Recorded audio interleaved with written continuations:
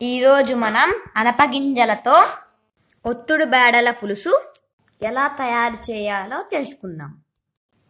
ఇలా ఒలిచిపెట్టుకున్న అనపగింజలని ఒకసారి కడిగి ఈ గిన్నె నిండుకు నీళ్లు పోసి ఒక రాత్రి అంతా నానబెట్టాలి.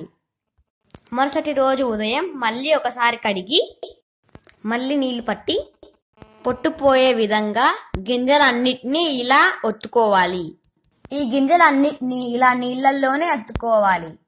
అప్పుడే ఇలా పొట్టు బాగా వస్తుంది.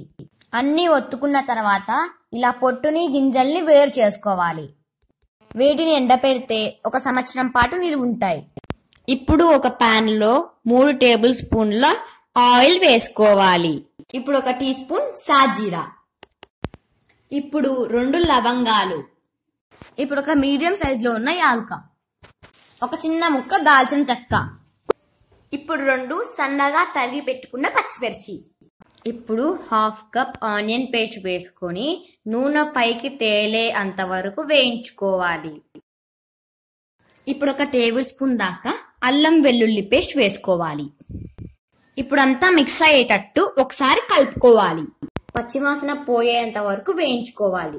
టమోటా పేస్ట్ వేసుకొని అంతా మిక్స్ అయ్యేటట్టుగా బాగా కలుపుకోవాలి.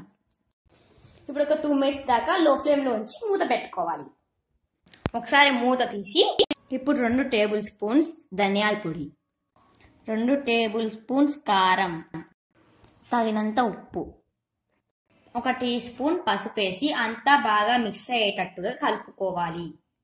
ఇప్పుడు మనం ముందుగా తొక్క తీసి పెట్టుకున్న అనపగింజలను ఇందులో వేయాలి. అంతా బాగా మిక్స్ అయ్యేటట్టుగా కలుపుకొని లో ఫ్లేమ్ లో ఉంచి 2 నిమిషాల పాటు మూత పెట్టుకోండి. ఇప్పుడు మూత తీసి 2 గ్లాసులు దాకా నీళ్లు పోసి లో ఫ్లేమ్ లో గింజలకు బాగా మసాలా పట్టేటట్టుగా ఉంచండి.